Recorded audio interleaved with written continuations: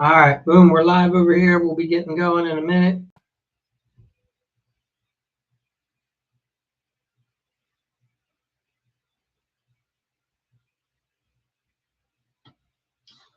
And we're live here.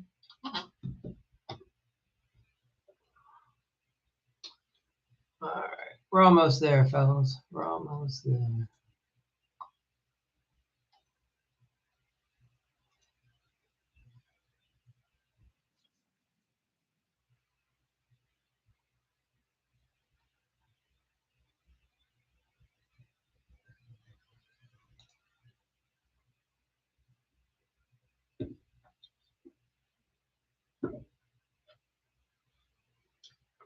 All right. Now we're set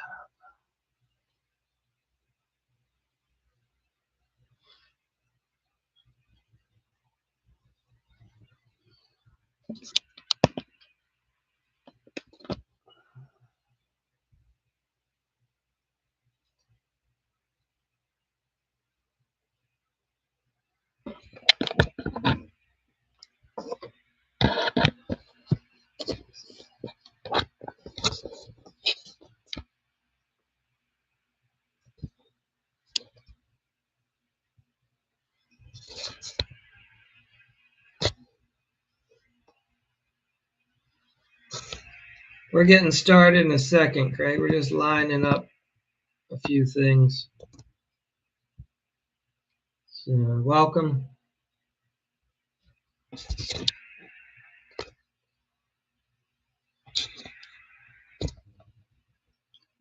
We're almost there, folks.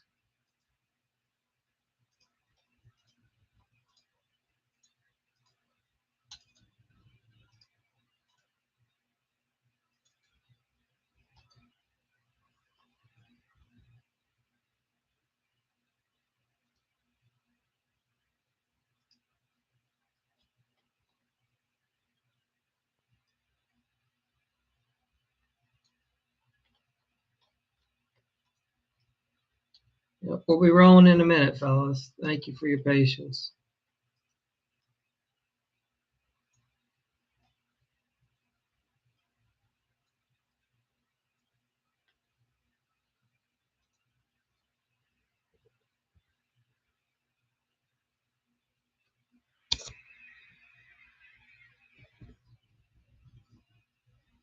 Yep, welcome, welcome. We'll get going in a second. We're talking about how to help manage your business a little bit better.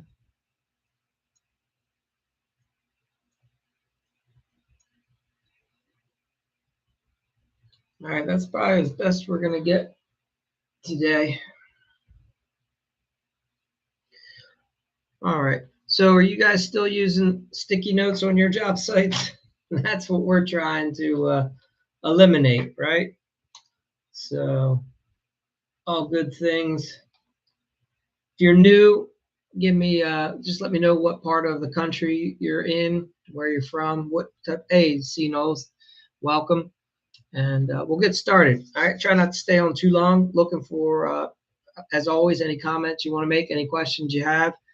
But otherwise, understand that when it comes to managing, yeah, welcome. Glad you're here, CNOs. When you there are many different ways to manage your business, and at the end of the day, pen and paper works.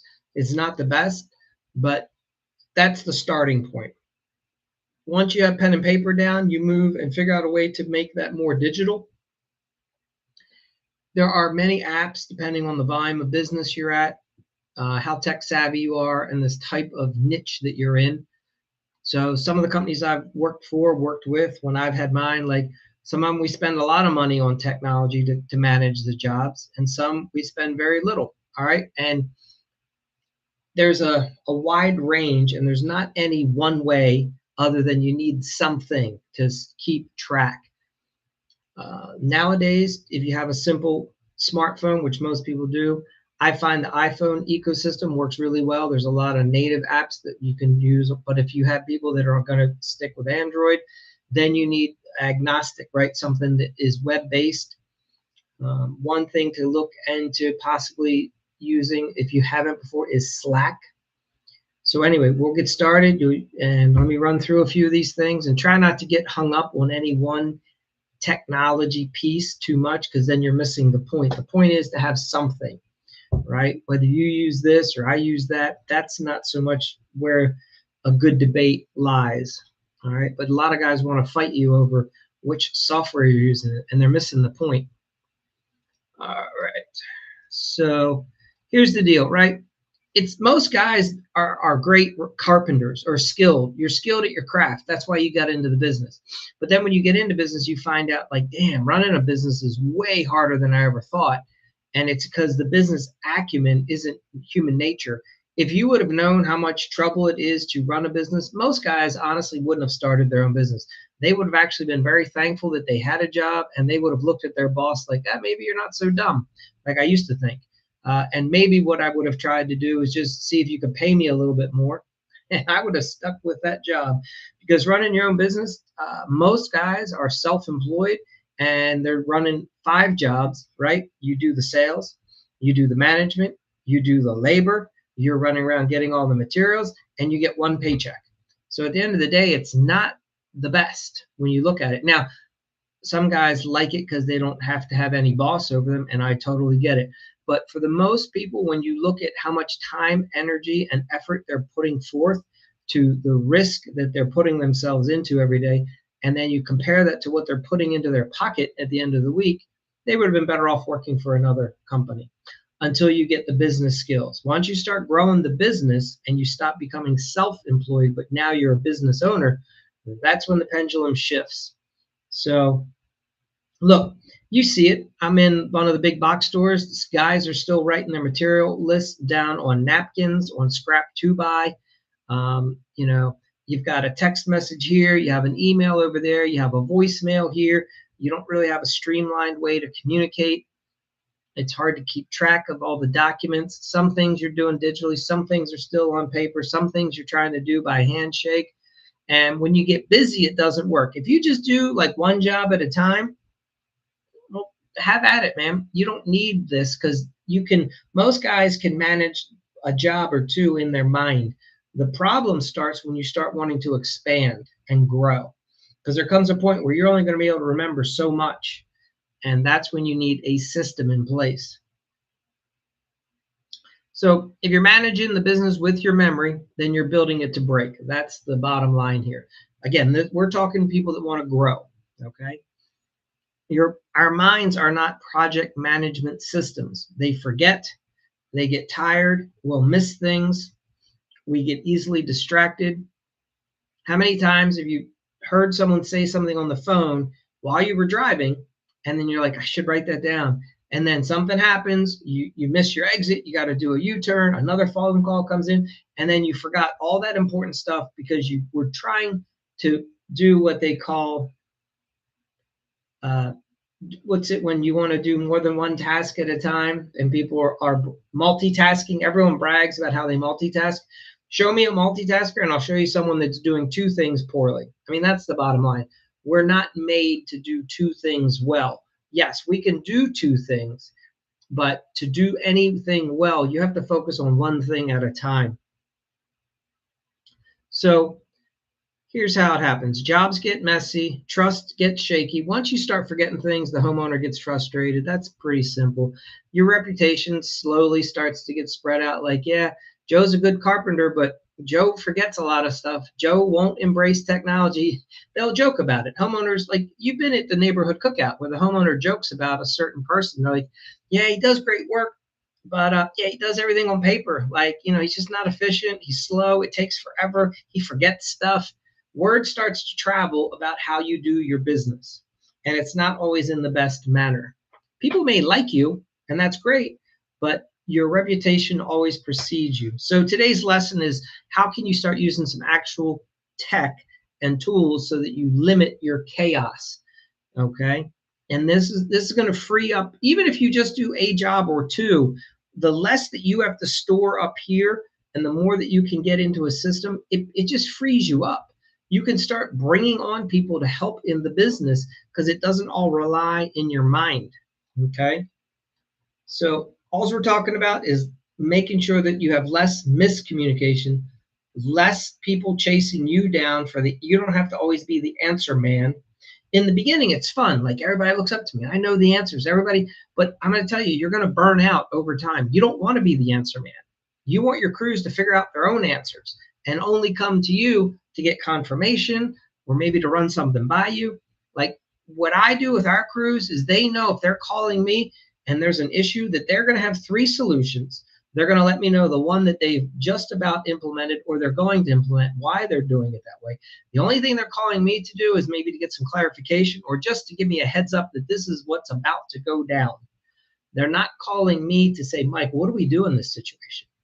Okay, that's for them to decide.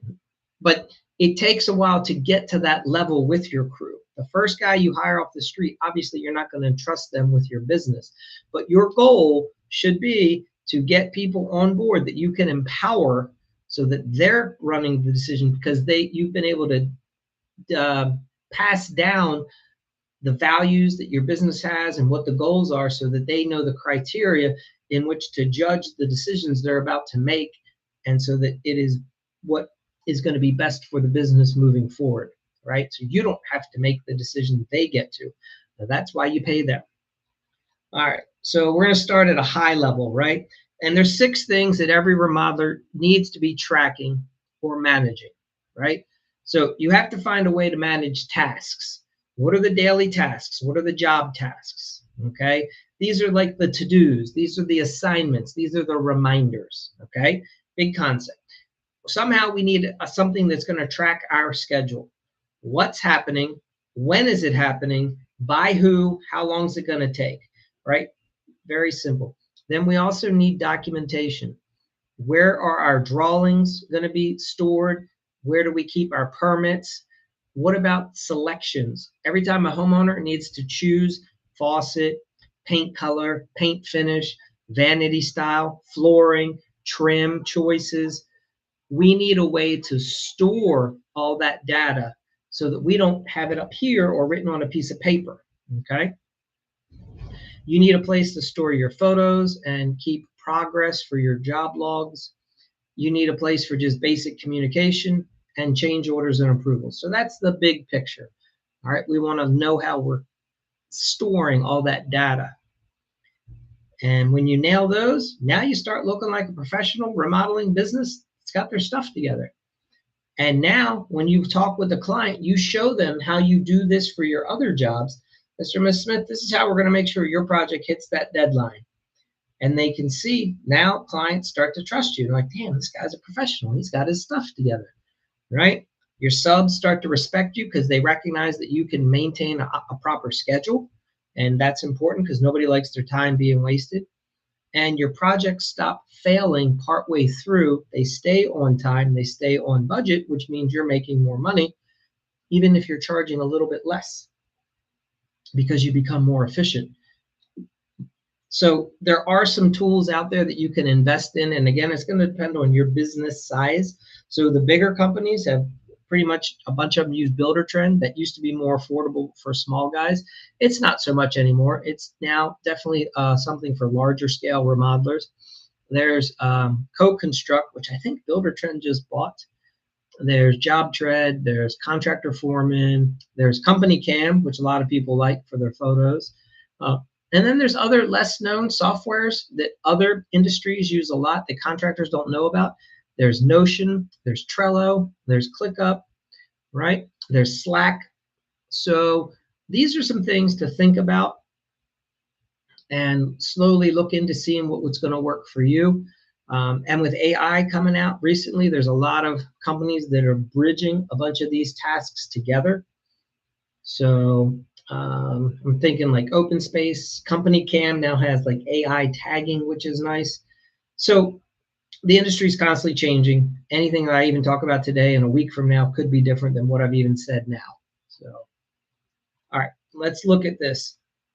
How do you get started? What I suggest is you look at your budget and you look at your goals.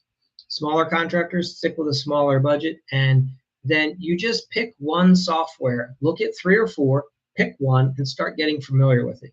Then 6 months from now, a year from now, you can decide to go with something else. But if you what I see a lot of guys do is this paralysis by analysis, which leads to they call it mental masturbation, because what ends up happening is you just spend the next 6 months researching everything.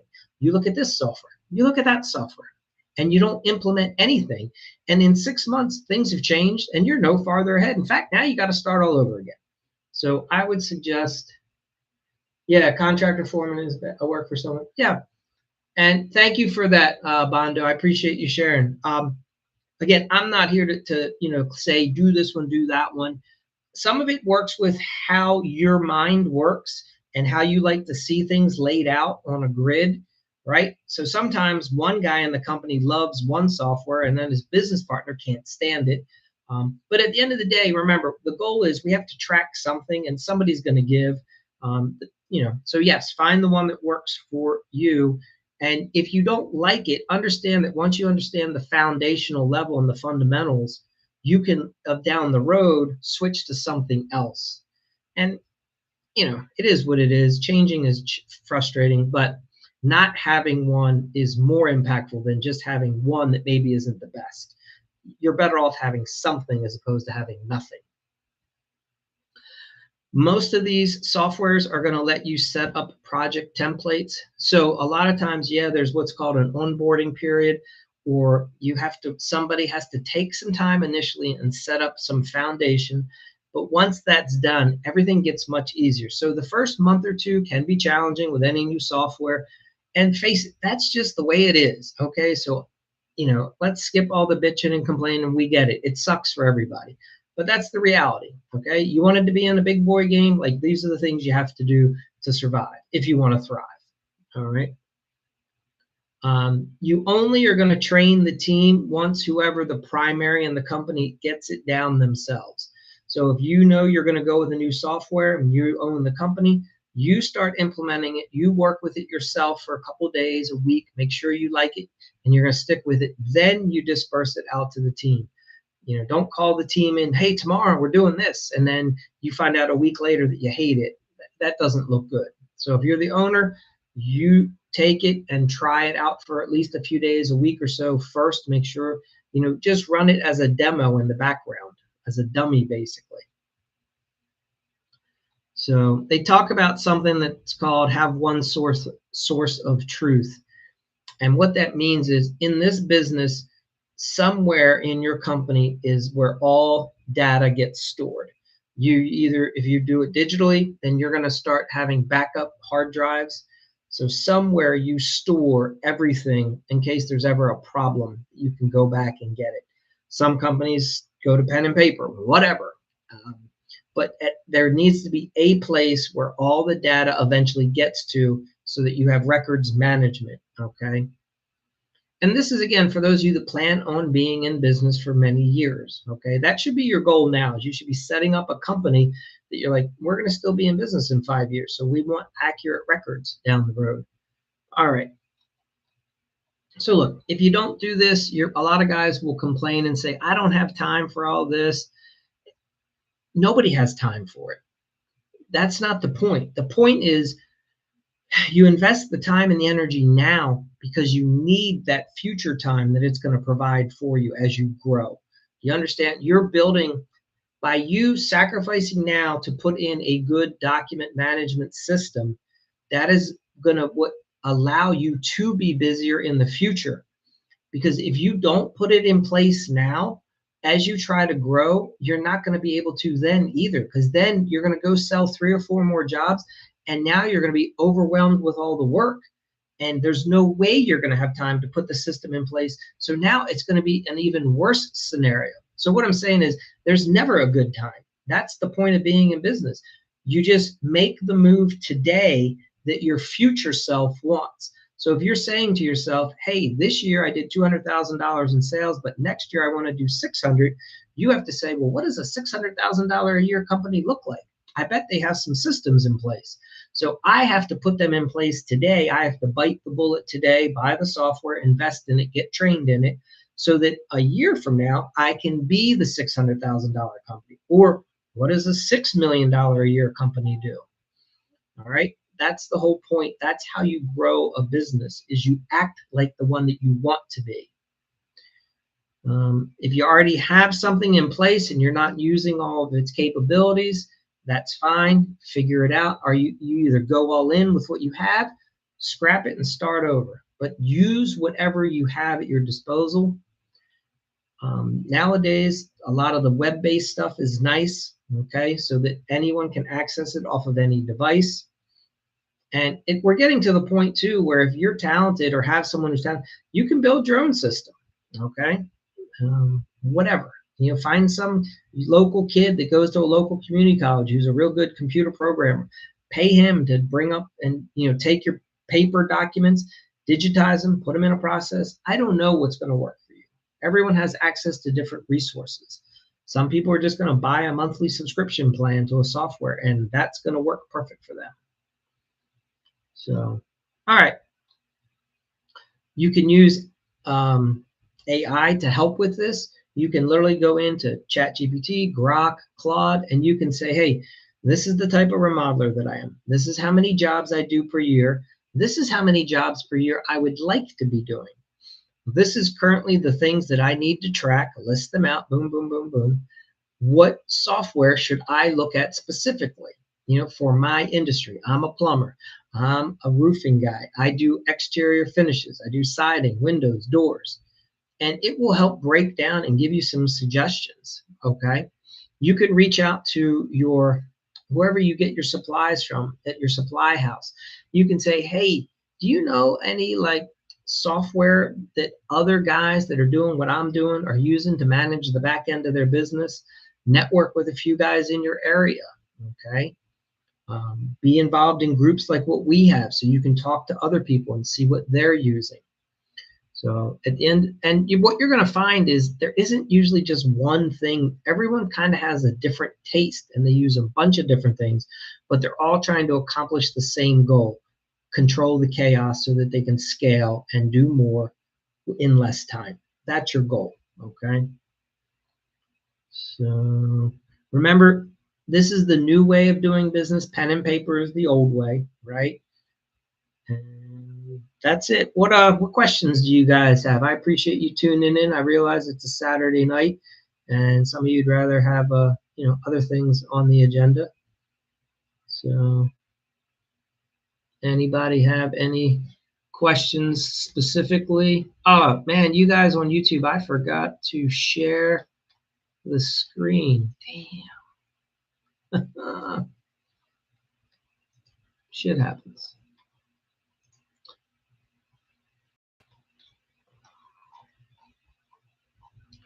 Can take some screenshots. I'll slowly scroll through here. But yeah, if you guys have any experience using any particular software specifically. So for years, I used Buildertrend. Big fan of it initially. I just have my opinion that I think they kind of went in a direction, and I get it. Like, they want to make a lot of money, and so they started raising their rates. And they have a really good solution. I think that what's happened is they've sort of gotten to a point where it's on the fence if that's what you need if you're starting out, okay, if you're a smaller remodeler. But at the same time, there are benefits. It is nice. It gives you all the basics. It takes care of everything. It may do too much for you. And some of the other softwares that I've seen, I don't know if they even do enough stuff. I've looked at a couple of them. So, it's hard for me to say specifically. Most of the time when I'm working with other contractors, everybody tends to have something different. 2 or 3 people will be using this, 2 or 3 people will be using that. At the end of the day, as long as it works for them, that's okay. For whatever reason right now in the industry, it's not like we have this one, and I'm speaking for remodelers specifically. If you're in a different industry, well, if you have a different niche, there might be other software that I'm not familiar with. Like, I know Service Titan's becoming pretty big, and I think that's more for like HVAC garage door repair guys. It's ones where you're frequently dispatching guys from service call to service call to service call. Remodeling is not like that, right? Remodeling is more project based, so that's why the software is a little bit different. Whereas if you're a handyman service, yeah, I could see Service Titan probably working out really well for you. And like Buildertrend, those guys got started. They literally were home. It was a home builder. That was the main solution, and yet that software lends itself well to work with more organized remodeling businesses. That's why many were higher. It's usually your higher volume, remodelers, guys that are doing more than $1 million a year consistently, like 5 million a year. And once your team gets large, you have project managers, sales reps, different subs, crews. That's where something like a Buildertrend really comes in handy. So, all right, Bondo, have a good night. Thanks for joining. What else? So here, if you guys are on YouTube, you can slowly get some screenshots maybe. Here's for those of you on YouTube, this is important. So these are the 6 tasks that every remodeler should be tracking or managing, right? This is what they call the high level. You want to make sure you're managing all your tasks, your to-dos. You want to make sure you manage your schedule. You want to make sure you're managing your documents. Those are your drawings, permits, and selections. Somewhere you need to be putting photos, things like daily logs, right? Progress. Somewhere you need to put communication that happens between you and the homeowner or your crews. And then somewhere all your change orders, things like that, approvals, selection sheets. Also, obviously your contracts, your pre-construction meeting notes, your draw schedules, and your job closeout. When you close out the job, it's a project completion form that the homeowner fills out. You need to have somewhere where you store that as well. So those are the big ones. That's what you want to make sure you do. And if you're good with like Google Docs, you can make most of this, you can put into Google Docs. Some people really like Microsoft. You can make it all through Microsoft as well.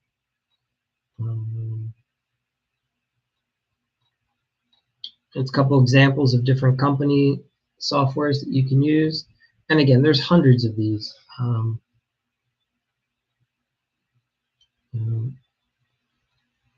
Job tracking.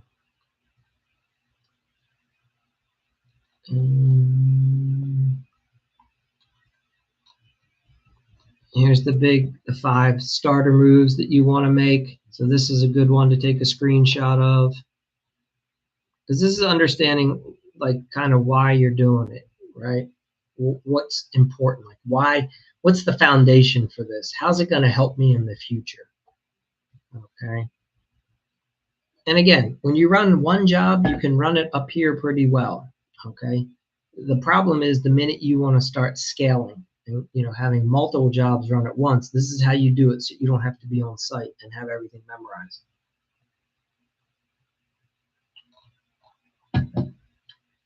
So these are your what ifs. The reason what ifs are important is you always have to be asking yourself, like, a lot of guys will say, Mike, there's a cost of action. Like, well, if I invest in that software, or if I buy that program, or if I get this course, or I take that training, it costs me money. It absolutely does. And what most guys are missing is the cost of inaction. So think about this for a minute. Let's say that you currently do $200,000 a year as a remodeler, and you're capable of doing 600,000. So you're essentially, by not moving forward and growing your business and doing the things that you need to do, it's costing you $400,000 a year. So think about that. Like, if you've been in business 2 or 3 years and you haven't reached like your goal, then some people, they've lost millions by not taking the action and getting out of their own way. So in their mind, it's like, yeah, but that software is like $300 a month, or that training cost me $5,000. It's like, what are you doing? Like, you're afraid to spend $300 a month, or you're afraid to invest $5,000 And now it's been 2 or 3 years where you've lost $200,000 to $400,000. Like, you've lost over $1 million by not being willing to just go all in. Like, the return on that 5,000 or that 300 a month, you see what it could be. Like, you'll get that money back in no time. So they said sometimes it's the cost of inaction that's hurting you more than the actual cost of the action. What else?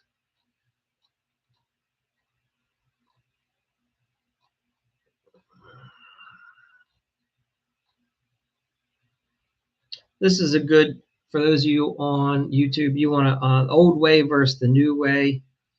And think about this. The old way is being self-employed, and the new way is running a business, okay?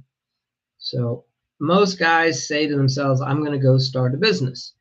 And they quit where they're working, and they say it's Joe's Contracting, and they go out and they start selling jobs. And essentially what you are is you're self-employed working for one homeowner at a time, right? Because you're essentially working for a wage for them. You don't have any office staff helping out. You don't really have a sales team. You don't have a marketing department, right? So it's just you. You're doing everything. And you only get paid when you show up to finish that job.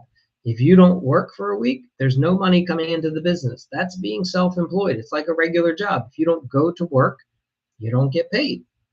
So whereas being a business owner, it's different. When you switch over and become a business owner, now jobs are running without you. You're not on site. You have your employees on site. They're producing the work. They're producing the income. You're managing the process. So now you don't have to go to, let's say you don't go to a job for 2 to 3 weeks. You're still getting paid because they're still producing. Your team is. That's the difference between being self-employed and being a business owner. Okay. And I get it. It's challenging to switch. You know, when you're self-employed, you have a lot of control.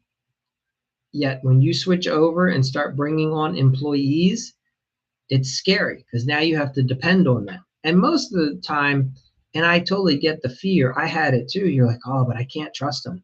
What if they fuck it up? What if they, and that usually lets you know, like, you're not hiring talented enough people because you're so afraid of them. Whereas imagine coming home one day and going, my God, I found the best guy ever. In fact, he could run the business better than me. And yet he wants to work here. It's just going to cost me way more than I expected, but he can handle everything on his own. I don't have to be there anymore. When you find that guy to run your business, now it all changes. Now you start saying to yourself, damn, how can I find 3 more jobs so I can keep Joe busy? Because Joe is amazing. And Joe's making me profit every job that he's on. So I want to keep Joe on jobs all year long. In fact, now I need 3 Joes. And then now you're running a proper business. That's the difference. So, and I get it. That's not everyone's goal or intention.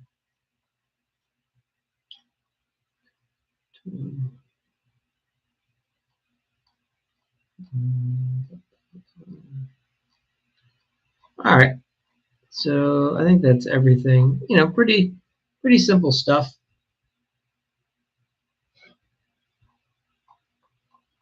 Most of the softwares out there will give you a few days to try them.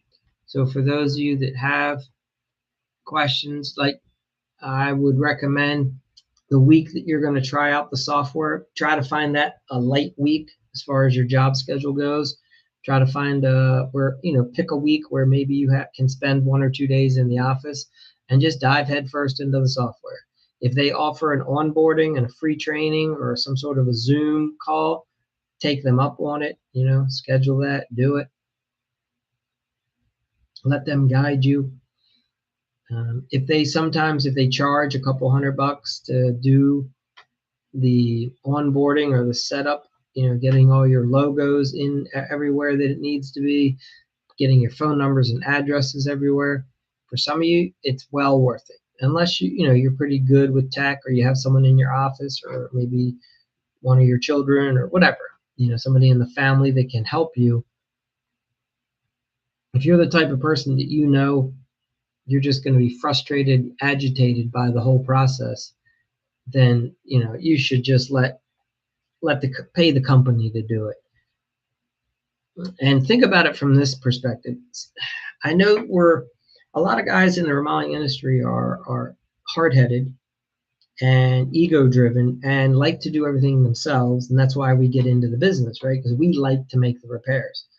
But you have to be smart. At a certain point, you have to say to yourself, would I be better off going and doing what I do really well, which is this, and earn more money so that I can pay this person who's really good at what they do to teach it or to get me set up, right?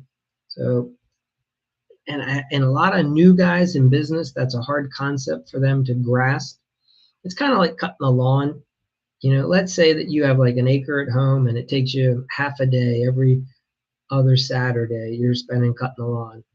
And you have to sometimes say to yourself, what if I paid another guy? Like, can I pay this other guy like $60 to cut that lawn? Because if I did that, I could probably earn like a $220 while I'm paying him 60. So I would net, right? Whereas if I'm busy cutting the lawn for a couple hours, I'm not capable of earning the additional income. I'm not saying that this is what you do. I'm saying these are the types of discussions that you need to be having when it comes to things like, should I be the one trying to teach myself how to use the software, or should I just pay the company for their implementation that I'm buying the software from if they offer that service, right? Sometimes you're better off paying that company to onboard you and get you set up, because it'll just happen quicker, it'll happen faster, and then you can go back out to doing what you're doing. Instead of 3 months down the road, you still kind of don't have the software set up, right? You're not even sure how to use it, and you've been paying for it for 3 months because you kept saying, well, I'll get to it. But then you find out it's more complicated than you thought. And then when the times that you do have to get onto the software to try it out, you're tired, you're frustrated, and you don't feel like putting up with it because you can't figure it out. So you just have to sometimes be honest with yourself. All right, quiet. Please, any questions? It seems I got people on a couple different channels. Put any question you have in the chat, and we can go from there. Thank you, Jackpot Johnny. Appreciate the likes.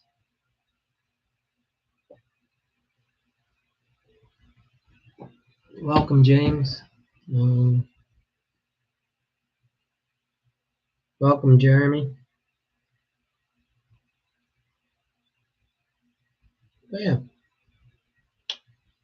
definitely feel more knowledgeable listening to your content. Hey, Jackpot, appreciate the. Thank you for that. Cool. What part of the country are you in?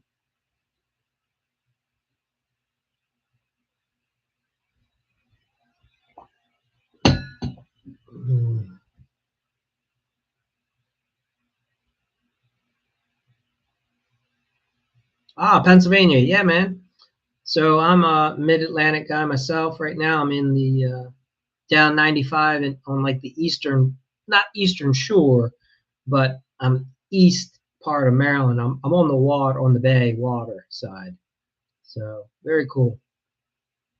Pennsylvania is a good state to work out of. I've done a lot of work in Pennsylvania. Now, years ago, I didn't have to have a license to do a lot of the contracting residential wise in Pennsylvania. We did, which was nice. I don't know if that's shifted recently or not, but Pennsylvania is less litigious than Maryland. In my opinion, much easier to run as a remodeling business.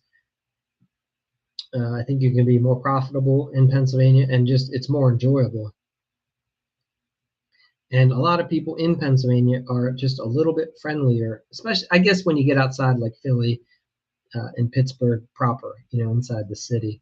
So, yeah, no, it's a beautiful state. I go up to like the Gettysburg, the York area. My girlfriend family, we go up to like Media, PA. So I have a lot of friends outside of Pittsburgh. Some of the guys that I coach are outside of Pittsburgh.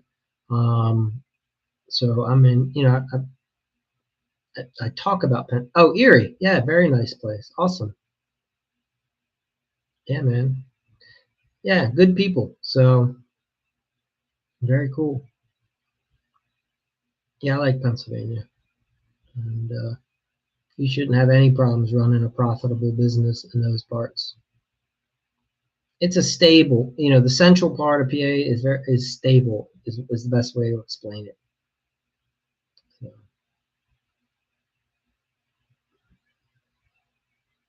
what's your specialty, uh, Jackpot?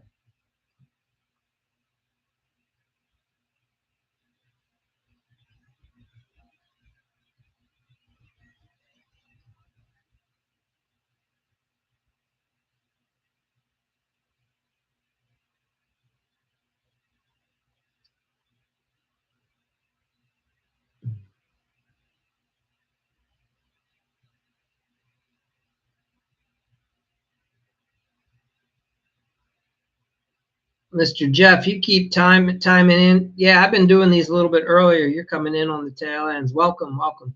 Yeah, so tonight we just did a brief overview of like tech maybe that you should be implementing into the company. I didn't get too specific on any one service, just more high level. What are the things you should make sure you're so glad to. Oh yeah, yeah. Just no, it happens. Yep. No, glad you're here. Um, I think you were telling me you guys are using. I think you mentioned Company Cam and maybe Jobber, or is what you're using. I can't remember specifically, but I think you put something in there. But yeah, so basically, I was just talking about real quick for anyone that's new. I don't know how many people have transitioned. The big high level, the things you want to make sure that you have soft, some sort of a digital footprint is what I would say is for your tasks, all the to dos, assignments, reminders, your schedule. I do live card. I was doing yeah, man, nice.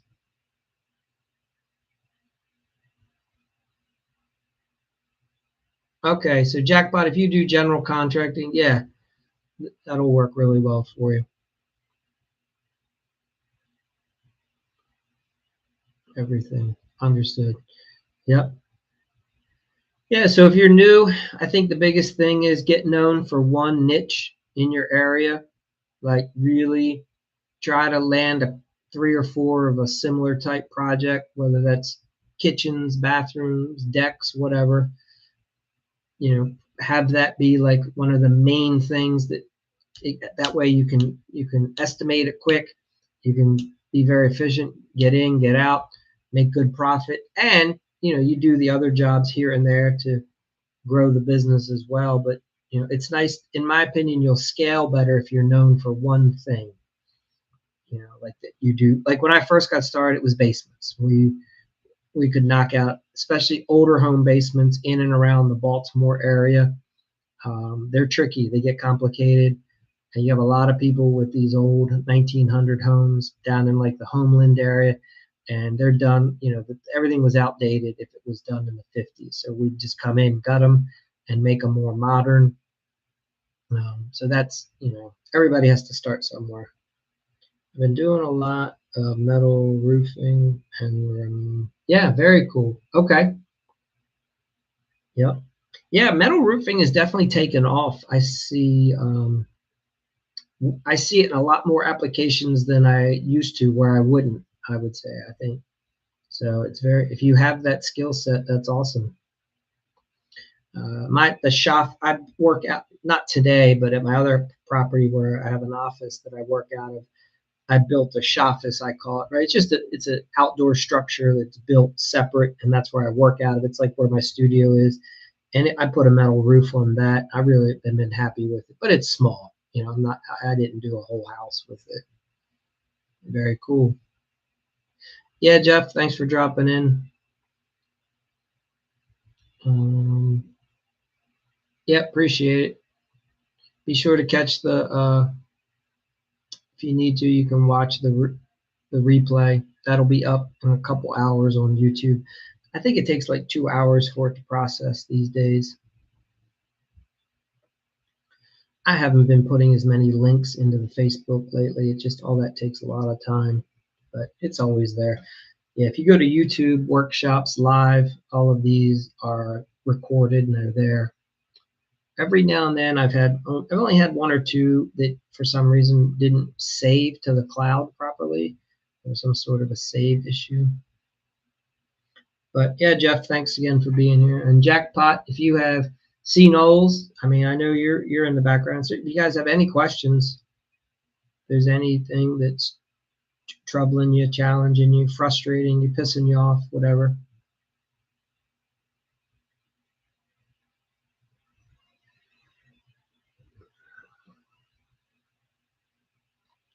So if we've behind the scenes, I do a lot for kitchen remodelers. I've developed software that you use to sell kitchens. You can check that out. It's a web app. You go to dreamperfectkitchens.com, and basically it's an online sales platform. So if you're a kitchen remodeler, you can log into that site, and it walk the homeowner through the entire sales process of selling a kitchen remodel. Then when it comes to measuring for kitchens, yes, Knowles, thank you. If for those of you that are into doing kitchen remodels, I came up with something called Mezio, and that is an amazing measuring tool. This is how you can really scale a kitchen remodeling business, because you have one set way that everyone measures every single kitchen, and then that way I can send anyone out to measure any kitchen, as long as they understand how to fill out the web form and they know how to read a tape measure. Anyone can fill and measure kitchens for me, and then I can take that data right over to my designer, and the designer now doesn't have to visit the space. I can take a couple photos, provide the designer with the measurements, and now it becomes a much more seamless, and this is how you can start turning over your kitchen designs quicker. That's why I recommend a lot of you guys, if you do kitchen remodels, instead of selling the job up front with an estimate where you're competing against everybody, that's really where the get paid to estimate kind of got its like feet. That's how I started. I started selling as a general contractor. I would go to the homeowner and say, you need a design first. Let me handle, we're going to sell you, or we're going to set you up with a kitchen design, and then we'll get you the actual price. So for like $2,500, we would do the kitchen, the full-on design, 3D drawings, renderings, layouts, go through every single selection, come up with a complete schedule, and then tell the homeowner, hey, now you can shop this around, talk to any contractor you want. And they wouldn't. They would just hire us to do the job. So that's how we would get paid to estimate the job, and then we would land the job. And then that's how we would also not have to be nickeled and dimed, because if the homeowner wanted to change the price, we changed the scope, right? The price isn't my problem. The price is the homeowner's problem. Oh, you can't afford it. You don't want to spend that much, whatever it is, no problem. What do you want me to take off? What should we not do? Right? Your eyes are a little bigger than your pocketbook. No problem, right? But it's not me discounting. That's not the answer. And that's what doing that proper design process helps you with. But along those lines, we've come up with now, and we're trialing it, seeing how it works, is the estimating. We use AI. You can literally talk to the estimating machine. So if you need to come up with estimates for you, that's the R stream that you've probably heard me talk about a couple of times. So we're slowly putting together the complete package, and it's a lot of work that goes into the back end of doing all these things. So doing a lot of, yeah, butcher block.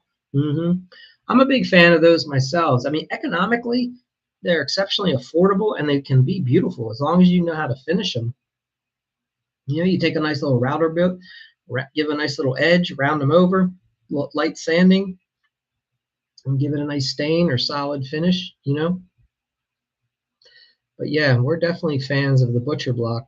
And when you start looking at it's kind of funny sometimes that someone will put a $5,000 to $10,000 slab of stone as their countertop, as if it's the only solution for a kitchen these days.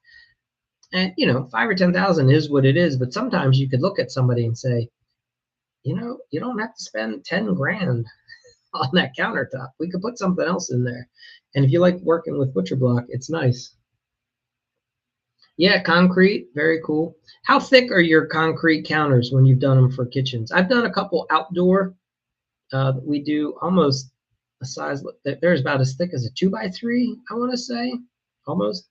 I haven't done one on the interior. I'd be curious, how thick are your concrete countertops that you've done? And I guess you're polishing them at the end. Yeah, but I think they look gorgeous.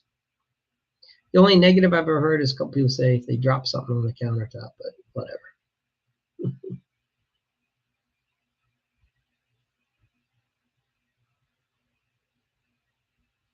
I like concrete from the standpoint that I'm not a huge maintenance person, right? Like if I can find a product that requires less of me having to do something to it later, I'm definitely more of a fan of that for sure. And that's why I could definitely be into more concrete countertops.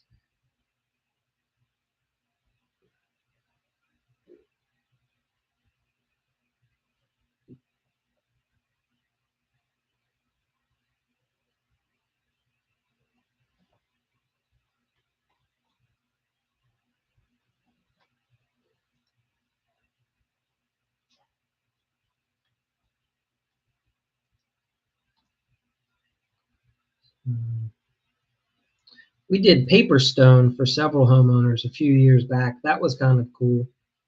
That was a very easy product to work with as well. It almost looked like the limestone countertops that you had when you were in art class. We would do, it's all black. It was called paper stone.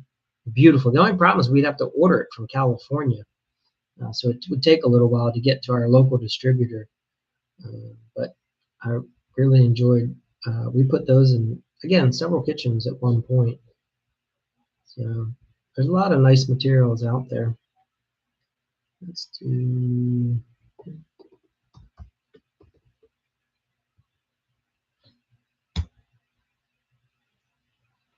Put that in the back. Okay, acid stain makes it look like marble. Beautiful. You happen to have? I know you're newer. You have a website with any of that on where we could. Do you have any like after pictures, Jackpot, where people could see what that looks like when they're done?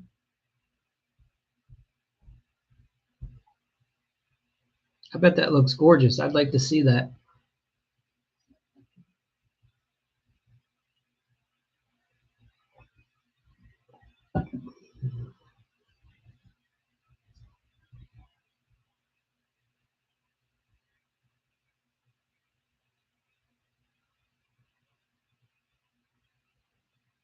All right. If I go to your TikTok account, do you have any after pictures on there of your countertops?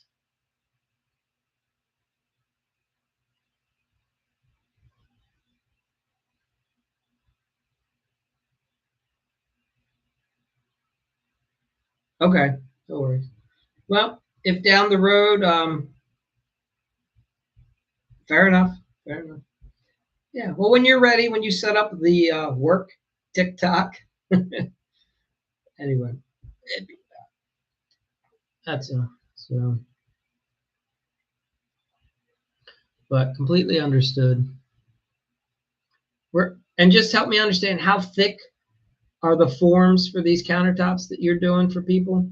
If they're kitchen, the concrete ones, what thickness are you making them?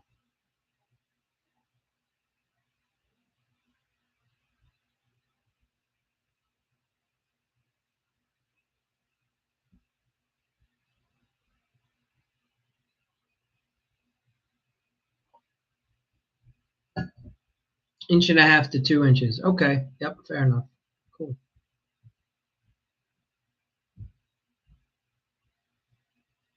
Yeah. Very cool. Metal and fiberglass mesh. Okay. Yeah. No, I'm sure they look gorgeous. And it's pretty cool because it's, the homeowner ends up getting something custom. It's all about the cure time. If I could let it sit for wow, 3 to 6 months. How about that? Yeah. I mean, I always know when I'm demoing concrete, the longer it's been installed, the harder it is for sure. So that makes sense. They definitely talk about that. That the old concrete's, way harder than the new concrete.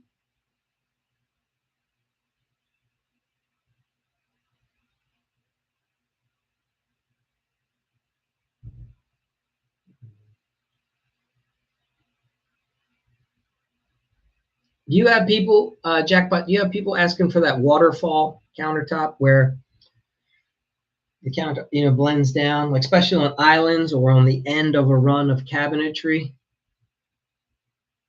A vibrating table. Okay.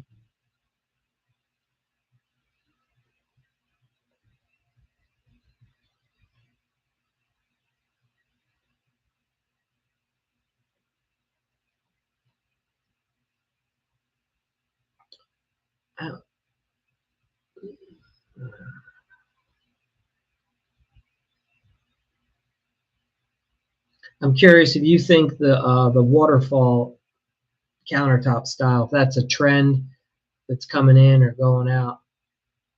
I like taking wood and making it look good. Okay, very cool.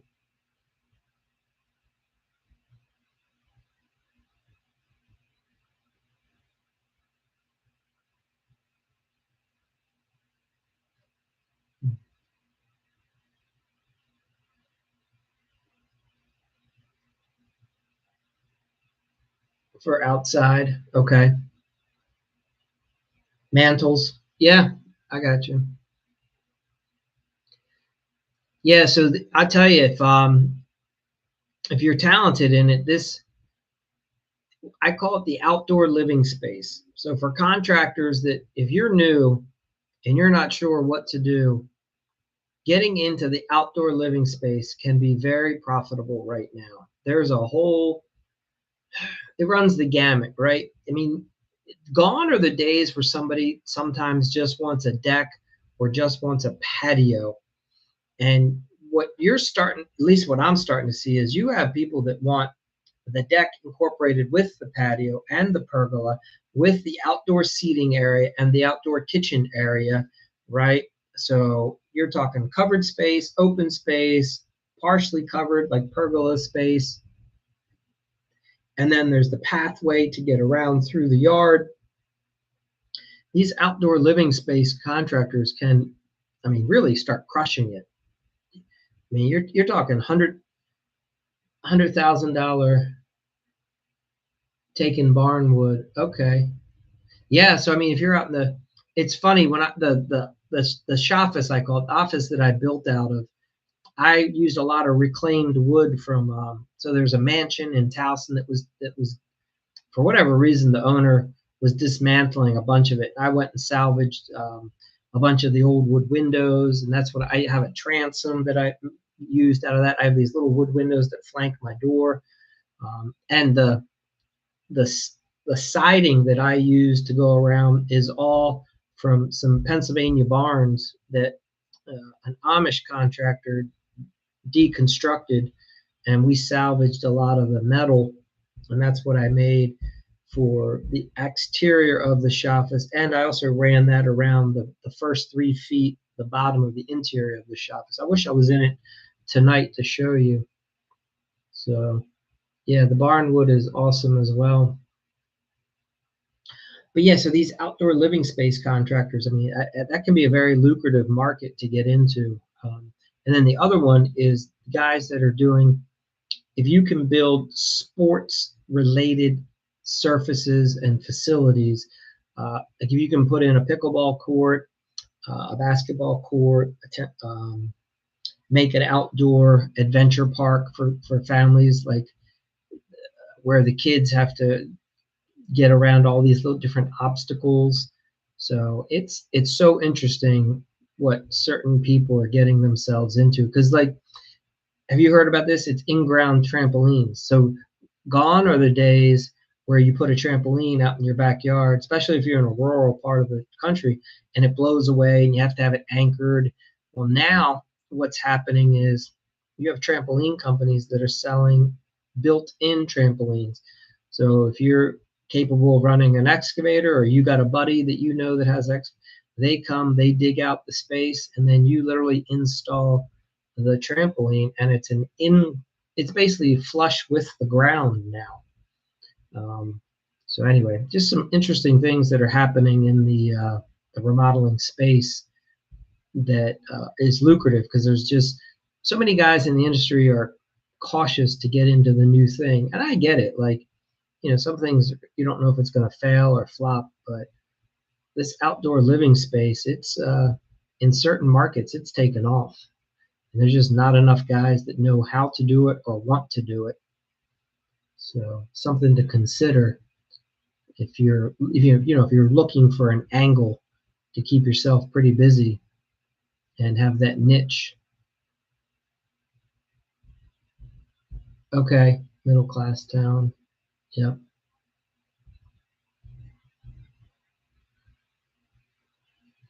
Yeah, so you definitely have to be aware of your demographics in your area and what's going to work for you. Who you're gonna work. Okay, I hear what you're saying. Yeah. Yep. Fair enough. Yeah. Now you got to work with what you have in your area. I talk about, it's called the ideal client avatar. I Let me look on my schedule. I think I've already talked about it in this go round. So basically, what happens is I did a 45-day series or it was like 54. I went live for 54 days straight and was talking about a lot of different concepts that you need to run your business. I know for sure I brought it up then. This recent 100-day challenge. Let me see if I've talked about the client avatar there or not.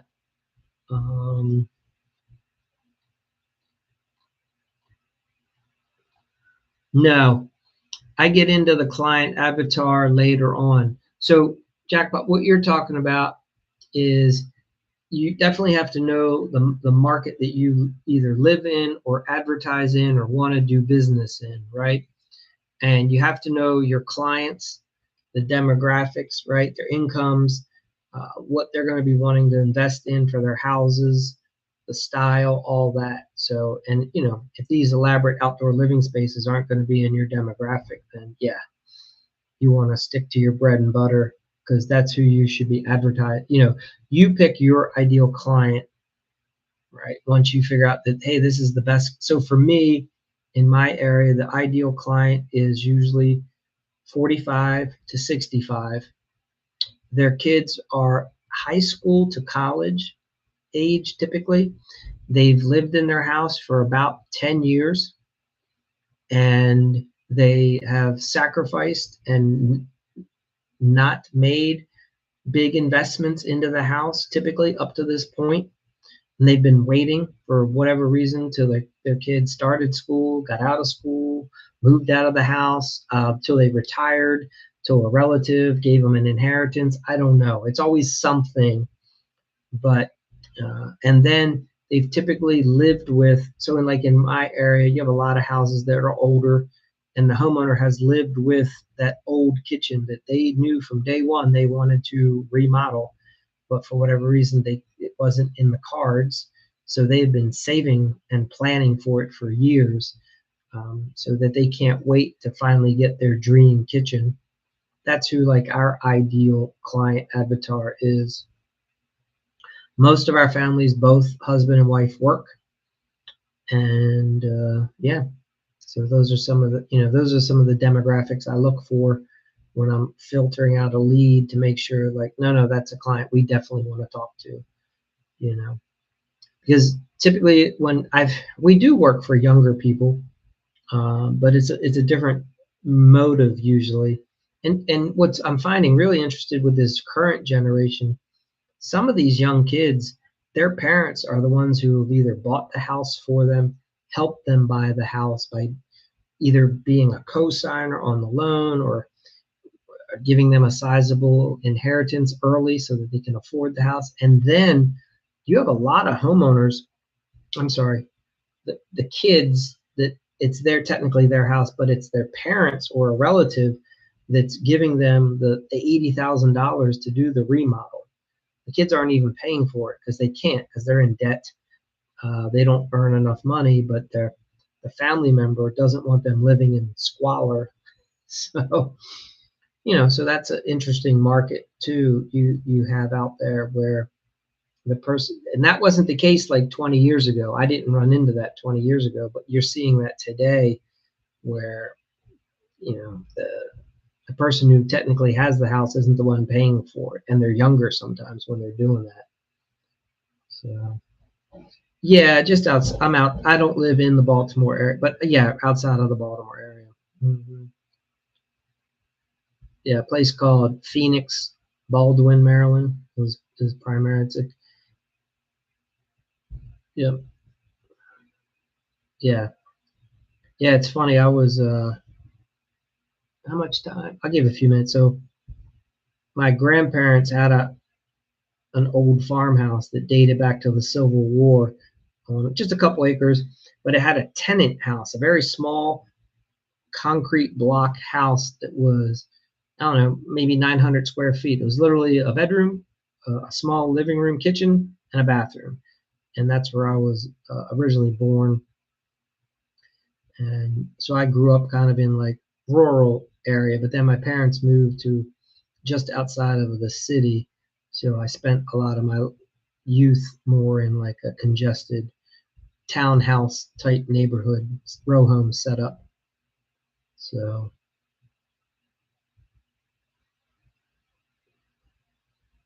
but definitely surrounded by a lot of older homes. Um, like the first house I ever built was 1920.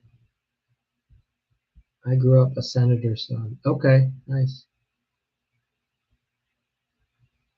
Yeah, so my growing up, I lived in like a row home that was probably built in the 50s, post-war, right? Very nice brick, solid concrete block between the properties.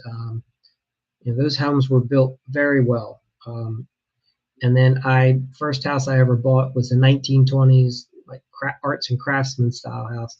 And I'm gonna tell you, those things were built solid. The only downside was we had to gut everything. Like it had knob and tube wiring. It had the old hand loose fill insulation only in the attic, no insulation anywhere else. All the plumbing was galvanized. So all that had to be, horsehair, plaster, stuff like that, lead paint and all the nice trim, beautiful moldings, but all of it was lead paint. Yeah. Yeah. I mean, the stuff was built really well, true 2x lumber, the whole property. So, and then we just slowly gut them and just update all the mechanicals, insulate them. And then I don't go back to plaster. We just go back to sheetrock, and then we replicate the trim. A lot of times we do get rid of the lead trim, unfortunately. I've tried stripping it. Sometimes that makes sense, sometimes it doesn't, but we'll replicate new trim. The downside is some of that old trim, you figure it's a 100-year-old house. Sometimes it just has so many coats of paint and it just looks terrible, if they didn't do a good job. And then usually somebody at some point put latex over top of oil where it was stained and then they painted, but they didn't prep it right. So then everything just starts peeling and flaking off. So anyway, all the little things. Yeah. But yeah, Erie, I'm assuming around Erie, PA, you probably got a lot of nice, really nice, well-built, turn of the century, 1920s style properties. Probably a lot of 70s ranchers, and I'm not a big fan of the split level that came in the 80s. So, all right, C Knowles, have a good night. Yeah, I think we're gonna wrap up. All right. I haven't seen much jump in or out. So, yep. All right. Yeah, let's. It's been an hour. I appreciate you guys being on. C Knowles, always good to see you. Jackpot, thanks for joining. Appreciate you being in on the chat. And yep, we'll be back tomorrow. Tomorrow we're going to talk about. Give me 1 second.